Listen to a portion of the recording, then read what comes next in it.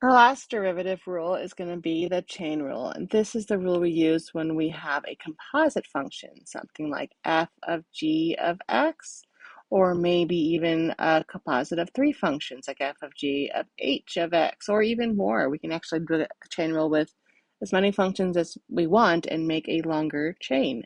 So, for example, if I gave you this function 3x squared minus 4, you'd be able to factor that out and find the derivative of that pretty easily. You just say 6x and be done. Even if I said it made it squared, then you could FOIL it out or do the product rule. Either way, you'd be able to handle that derivative in a couple steps, no problem. Even if I said 3, you'd still be able to kind of FOIL it out or twice or do the product rule twice, so it'd still be manageable. But if we get even bigger, like something like this, you don't want to have to FOIL that out 100 times. That would get pretty unruly. So we have another rule, the chain rule, to help us with things like this. So when I am able to express one function as an input to another function, that means I have a composite function. And the first thing I need to be able to do to identify when I can use the chain rule or how to use the chain rule is to figure out which is the inside function and which is the outside function. And what I mean by that is g, in this little notation, g is my inside function because it's being the input put into f, so I call f the outside function. So I can kind of cover up g and just replace that with like an x or any other variable for that matter, or just like a u, for example, and that would be a function of itself. So whatever I can cover up is the inside function. So here I can like kind of put my thumb on the paper and cover this piece up and replace it with a u, and now I have equals, if I let some function g of x be 3x squared minus 4, then this outside function would have this as a variable. So let's say I can define the outside function. I'll do it in terms of u, just replace that 3x squared minus 4 as a u. Then this would be u to 100. It's a function of itself. If I can cover it up and replace that whole thing with another variable, then that's my outside function. So if I define these two functions like this, then I could do f of g of x equals, substituting in the g of x, the 3x squared minus 4, into the u of 100. I would get u to the 100, where my u is 3x minus 4. So that's my f of x. That's my composition function. So now I can see what is my inside function, what is my outside function. So that's how I want to just define what's inside and what's outside. Once I have identified that, then I'm going to introduce some new notation here. So I'm going to say, let's let the inside function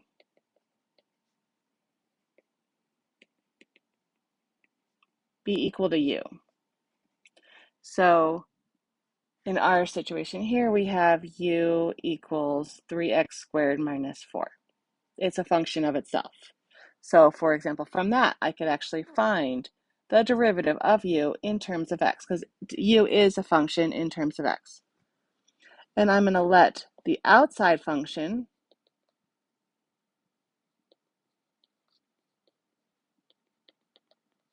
be defined in terms of u.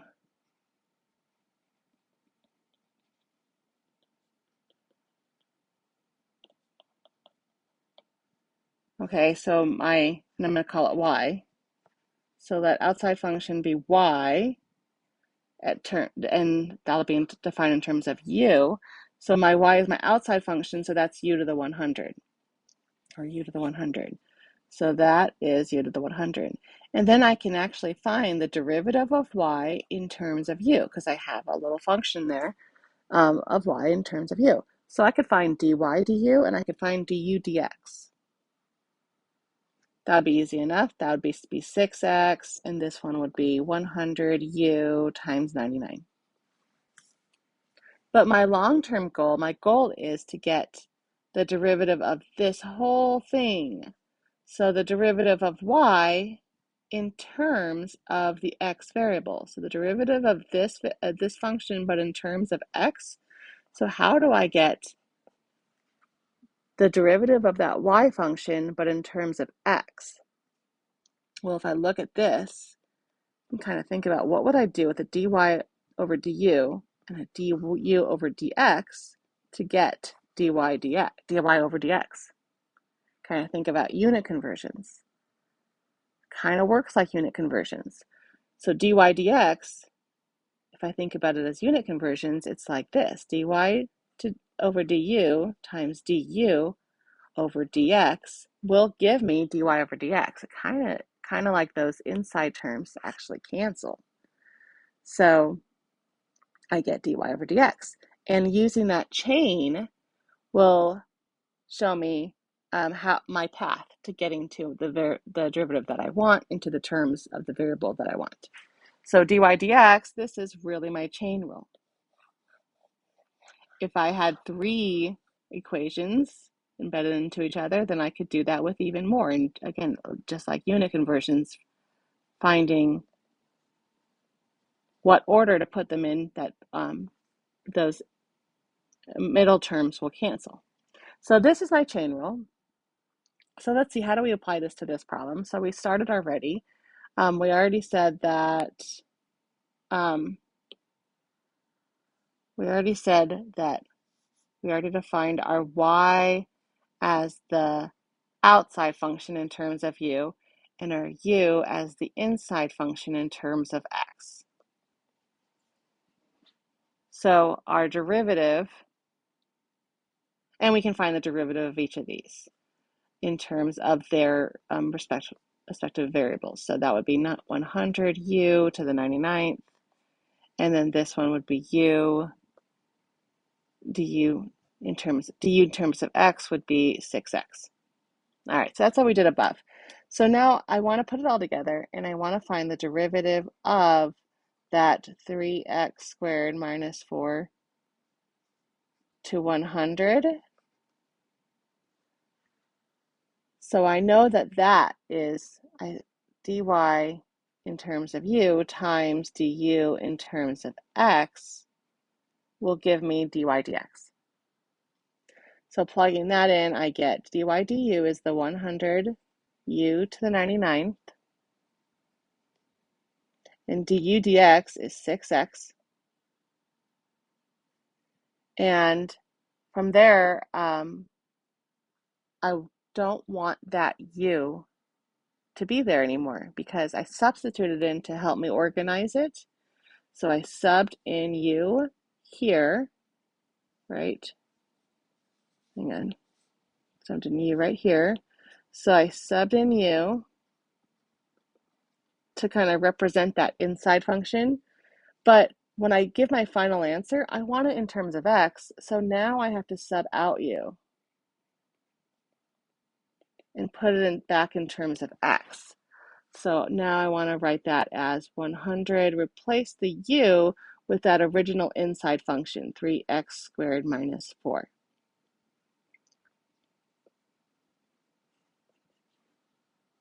And then I can simplify it a little further. I can't multiply into into this thing that's taken to the 99th power because exponents come first, and I'm not going to multiply that out 99 times. But I can combine the 6x and the 100 and bring those both out in front. So I like to bring all my constants and linear terms out in the front. So I get 600x, and then I'll leave this guy as to the 99th because or else it's going to be a mess. So that's as pretty as I'm going to get there. So notice that I could have gone directly from this step, asking for the derivative, knowing what the inside function is, to this step. The u was a tool I used to kind of identify what is that inside function. But as we get comfortable with this rule and identifying the inside function, You don't have to use the variable u. The u is great for notation and knowing what we're talking about, but we can actually do that in one step. We can skip that step where we actually show the u. We can skip this. And just when you write it, you take the derivative of the outside function, and instead of writing, and when you write the inside of the function, just make sure that you put exactly what was in the original equation. So that's the power rule on the inside function with the inside function unchanged, and then multiply it by the derivative of the inside function, and then simplify with algebra. So let's see what that looks in general. So this is our general power rule. It's really a corollary of the bigger rule, the chain rule. It's a little bit of a simpler version, so we're going to start there, and then we're going to apply it to more general functions. But for now, we're just going to look at powers, the power rule, and how the chain rule applies to powers. So if I have a function u, so that was like our g of x above was the u function, right? And that is to some power. So in our example above, this was u to 100, where this thing was u. Then I can rewrite that just repeating the u, not changing the u in the first step. So my first step is to apply the power rule to the u without changing u. So bring the variable down, bring the exponent down, subtract 1, leave the u untouched. And on the second step, multiply it by the derivative of u. So our second step was that 6x. So in the problem above, this piece was 6x, and this piece was the 100u to the 99th. So a little bit different notation. Instead of calling it u, we can call it g of x. So if I have some function raised to a power, then I use the power rule around the function. Don't touch that function, just rewrite it, and then take the derivative of the inside function. So either for on let's see, where did we do it? Oh, we didn't. Okay, let's do it down here for number 2. Let's look at both those different kind of notations and what that looks like. Well, let's start with the notation we did above with the u and defining the u explicitly. That would match up with this right here. So let's start with that, and we would do, so that's where we define u. So for this function, the u is the inside function, right? This is u to the 4th. The thing that I can cover up and put into a box is the u. So our u function is x cubed minus 2x plus 38. And the outside function, that's my inside function. My outside function I call y, and that is in terms of u, so that's u to the 4th. So then I can find dy dx as dy in terms of u times du in terms of x.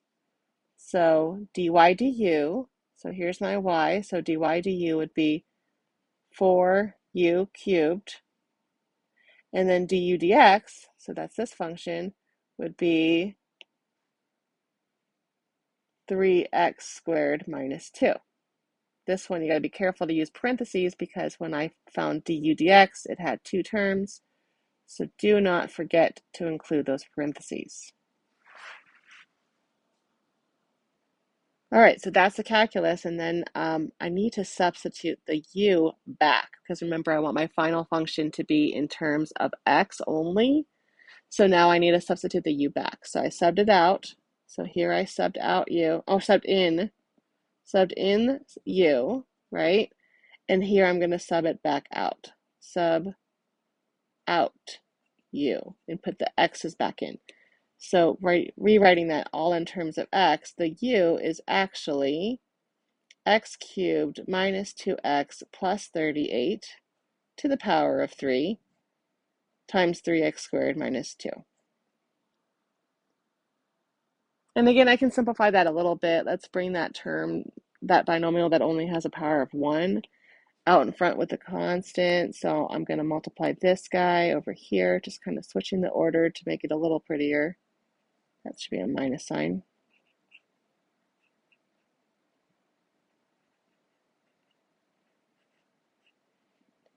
You could even take it one step further to have one less thing in there and multiply that 4 into the first parenthesis. You could not multiply it into the second parenthesis because the second parenthesis includes a cube, and you couldn't distribute into it unless you took care of that exponent first. So that's as simple as we can get. Either of these is good. This is good, this is good. Either of those final answers is okay. Okay, so that's how we do it with the u's, in terms of u. So that kind of matches this first notation. Let's see what it looks like if we skip that u step and just think of that u as g of x and just rewrite the function. So instead of subbing in a u, we're just going to do the same thing, but instead of subbing in u, we'll just keep in mind that this is u from my original function. So instead of writing the letter u, I'll just write the original function untouched when I would have written a u. Remember, don't take the derivative of the inside on that first step. You only take the derivative on the second step. All right, so let's do that one in blue. So this guy I want, so dy dx equals my first step, that's this one right here, is to do the power rule, leaving that center middle inside function alone. So my exponent is 4, so I bring the 4 out in front. I have that inside function that I'll leave alone to the power of 3. I fill in my inside function. Do not touch that inside function on this step. We're just copying it in. And then multiply it by the derivative of the inside function. So that I'm going to write as its own step. This is important to separate. As we're learning, I want you to include that step. Don't try to do both those steps on one line.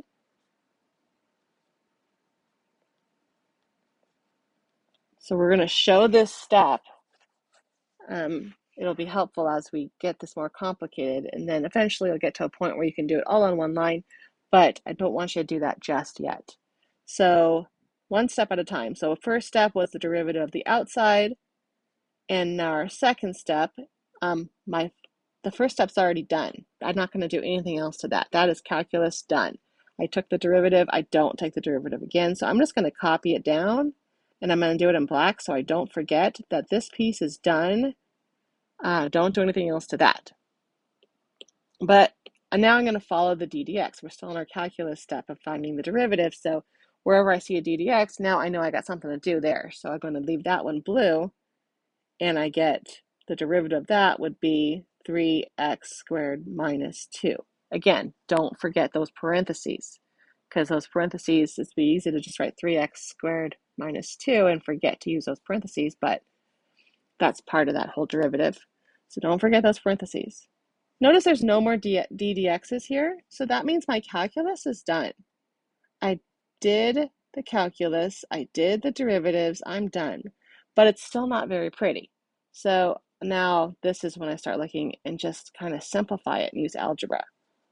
So at this step, I like to bring the pieces that don't have an exponent out in front with the constant. So that's 4 times 3x squared minus 2. And then the thing that I don't really want to multiply out because it would get unruly, so I could leave it like that. Or I can multiply that 4 into the first linear binomial. Again, I can't do it into the second one because the second one has an exponent of 3. But since this one has an exponent of 1, I could just distribute my 4 into here. But I still got to keep my parentheses because I still have to have it all multiplied by this other factor. So either of those answers would be good. So 2 different ways to do it. We're going to try to do that again without substituting u first. So we can actually do it both ways again though. I'm going to put this all in blue actually.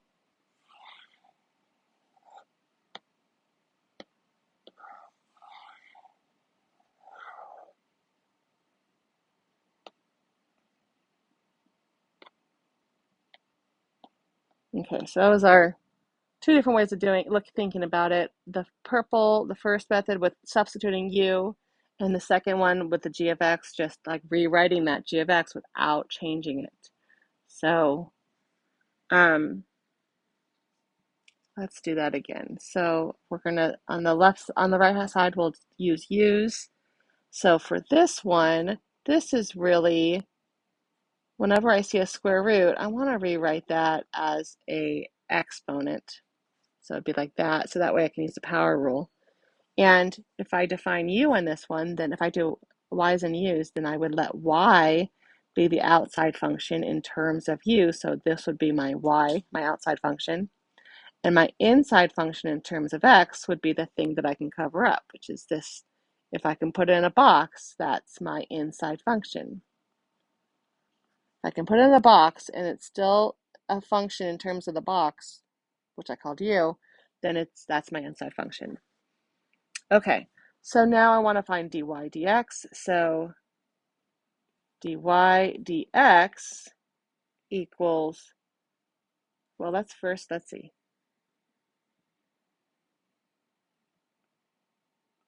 Let's first find dy du and du dx. Okay, so dy du, just looking at that one function in terms of u, would be 1/2 u to the negative 1/2, or I could even simplify that as 1/2 to the square root of u. That one comes up quite often, so you'll probably want to memorize that one. And then the derivative of u in terms of x is 10x. All right, and then to find dy in terms of x, I just multiplied those together. Dy over du times du over dx. Whoops. Times du over dx, which equals 1/2u times 10x. And then I want to sub out the u, right? So I don't want to leave u in there because I want it in terms of x. So sub out the u. I subbed it in here. And now I want to sub it out. So I'm going to rewrite the u as that 5x squared minus 1. So 1/2 times 5x squared minus 1 times 10x. I can simplify this by bringing that 10 up, just kind of multiplying straight across. So 10, 1/2 of 10 is 5. And I still have that x, and then I have left in the denominator the radical 5x squared minus 1. So there's that first method with using u's and that first definition. So the first step was to find the derivative of y in terms of u, and then the second step was to multiply it by the u in terms of x. Okay, let's try to do it without subbing out y and just recognizing that that inside function, I don't do anything with it on the first step.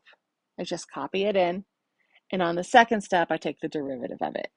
So similar process, only thing is instead of writing the letter u and then subbing it out and then back in and then back out, I'm just going to write it directly. So I'm going to do dy dx, and I get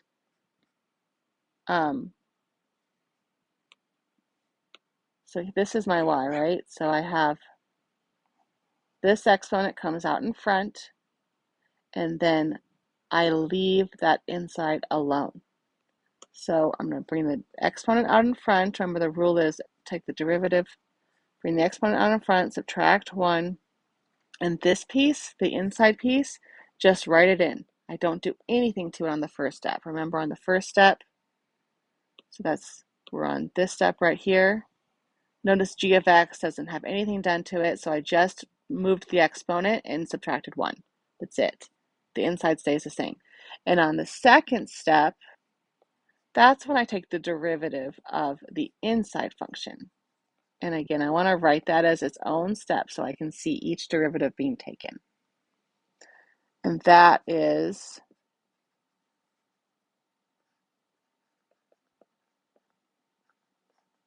oops, you know what? I'm actually going to write that piece in black because I want to notice that this part's done, right? That part, I've already taken the derivative. So now this guy is just going to come along till the end because he has to be in the final answer. But I don't have any more calculus to do to him. So, oops, that should be a negative 1/2. And then now I see the ddx. That means, oh, I got calculus to do. So that means I got to take the derivative of whatever's after the ddx. So that's 5x squared minus 1 becomes 10x. Okay. Now I think I'm actually done with calculus.